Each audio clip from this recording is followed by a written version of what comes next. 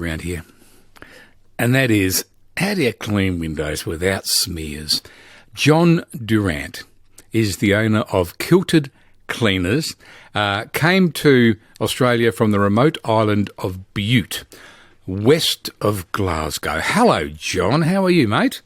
Hi, Spence. I'm very good, mate. How are you? Going okay. You must, when you look at South Australian place names, you must feel like you're still at the island of Bute, because Bute is a town in South Australia. But around Bute in Scotland is Greenock, which of course is in the Barossa, Campbelltown, Largs. Yep. Yeah. I live very near to Largs. And can I tell you, there's quite a few differences between the Greenock of the west coast of Scotland and the Greenock of South Australia. There's maybe not quite as picturesque in the one in Scotland. Oh, really? So Greenock in Scotland is a pretty windswept sort of place, is it? Oh, you could say that, yeah. Yeah. And I mean, I suppose I've got similarities, and there's a lot of wine drinking going on, but I think there's a difference in the quality of wine that gets drunk in the Greenock in Scotland. Yeah, I'm sure it's more of a distilled product that gets drunk around, and because Arran is famous for its peated whiskies, isn't it? Yeah, it's distillery in Arran. Yep, probably one of the more southerly ones. But my home island, we don't actually have a distillery. We've got a brewery, but no distillery on Bute. Now, John, did you come to Australia as a window cleaner, or is this a skill you have acquired since you've been here? Well, I didn't come here as a window cleaner, no. I worked, when I was a student, I worked as a window cleaner. But I came here to take up a marketing role with a financial services company here. And after about 2 years, I decided that 20-odd years in marketing and PR was probably long enough. I wanted to do something completely different, so that's when Kilted Cleaners was born. What prompted that? Why window cleaning? Because I'm going to ask about some of the tips of the trade, but I just can't clean windows to my satisfaction. Yeah, look, I mean, the reason I chose window cleaning and exterior cleaning more broadly is, I identified a real big gap in the market, especially in and around Adelaide.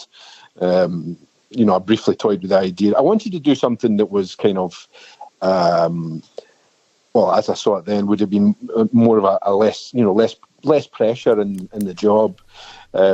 And I toyed with the idea of gardening services, lawn mowing and that kind of thing, but it was pretty much saturated. So that's when I decided to have a look at exterior cleaning, and in particular window cleaning. And since then, it's really grown. I mean, our business has obviously we've got quite a unique selling point in that we wear kilts when we go to the jobs. Hang on. Do all your staff wear kilts? Yes. Yep. We wear kilts in every job. Even when we're doing solar panel cleans on roofs, we still wear kilts. Okay. I'm assuming you have the appropriate under attire when you're doing things like that. Yeah, we don't want to shock anybody. We don't want to get arrested. No, that wouldn't be a good outcome, John. Yeah, and is it always a tartan kilt, or is a black kilt acceptable? Well, the town, the tartan that we use is my hometown tartan. So it's the Royal Stuart tartan. But I mean, it's staff are free to wear whatever tartan they want, but we haven't had any black tartans yet, but I quite like the plain black tartans. They're quite nice. Yeah, no. Well, we had a colleague here, Grant Cameron, who would often wear a black tartan, a black kilt to work. Yeah. So, have you come up with a creative application for a sporran? Funnily enough, when we first started, I actually wore a sporran, but I think it was after a couple of days, I realised it was going to be. It was just too difficult. It kept getting in the way.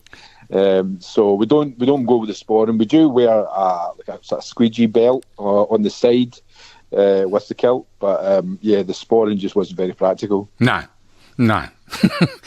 It would tend to get in the way. Okay, so let's start from the beginning. What is the fluid that you use to wash the window with? What's it made up of? Yeah, so we use a commercial window cleaning detergent, But look, if people are doing it at home, they want to give it a bash themselves, then I would suggest to just use a good quality dishwashing liquid. And I suppose, especially coming into this time of year, if you might notice you've got a lot of like pollen marks and like insect poo and that kind of stuff. And we always add like a wee squirt of cloudy ammonia into the solution as well, because that's really good at breaking that sort of stuff down. So make sure that you've got plenty of soap in, not too.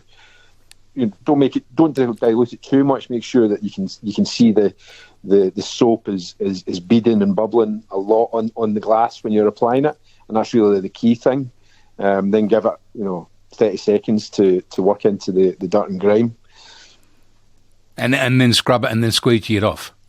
Correct. Yeah. And if you're going to have a bash at it yourself, I always recommend spending a few extra bucks on a good quality squeegee. Don't be using your $2 squeegee or whatever. Yeah. Yeah. So I've got one of those battery powered sort of vacuum squeegees. Oh yeah. Yeah. It seemed like a good idea, but it just leaves streaks on it. So I've heard they're not up to much. Yeah. It doesn't. I was worried they were going to put me out of a job, but I've seen the results, so I think we're okay for now. Now, a lot of people are talking about newspaper. Now, my understanding is that the composition of newspapers has changed over the last decade or so, and it's not as effective. Have you got an opinion on using newspaper to clean windows? Can you still buy newspapers? We're going to wash it with an iPad. Just going to ruin your iPad. I think there's definitely something in that. I mean, I can remember my own mum that she used to swear by newspaper and vinegar. I think it was she would clean the windows with. Yeah. But yeah, now look, when we're cleaning, 300 or 400 glass panes a day, I don't know if it's the most efficient way for us to do it. But yeah, look, if it works, then go for it. I'm not sure if it does. I mean, I've tried it.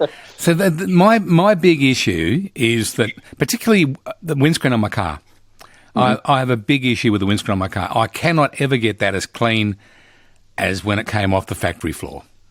Mm. And I don't know if it's because maybe it's weathered or got little microscopic chips in it or what it is, but I just can't get it as clean as it was, and I know someone told me the idea with your car windscreen is if you're chamoising it, on the outside you chamois left to right, and on the inside you chamois up and down, and that way you can tell where the streak is. Okay. But I just end up getting that sounds like one you've heard in the pub or something, is it? Yeah, I think so. It may have been over-repeated whiskey. Well, I think the thing is with car windscreens is obviously because they're beveled. Make sure that if you're using a squeegee, then you have to use a shorter squeegee because it's, do you know what I mean? You don't want it to be going over the... Yeah, it's got to bend around. Yeah, exactly, yeah. It's got to bend around, yeah. Yeah. Do you do multi-storey buildings as well, John? Yes, we do. Yeah, so... So for 2 and 3-storey jobs, we use what's called a water-fed system. So it has basically a telescopic pole where a brush and the hose runs through it. Then the water is pumped through a tank, which then takes all the minerals and all the dissolved solids out of the water.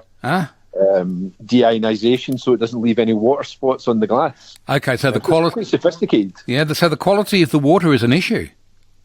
Yeah, well, I mean, if you were to just wash down your windows just with water from the tap and then just leave them to dry, you would notice all the little water spots. And the reason you get those is because of the minerals, dissolved solids that are in the water. So what the deionization system does is it runs through that tank, and there's resin inside that, and that actually takes all of those out.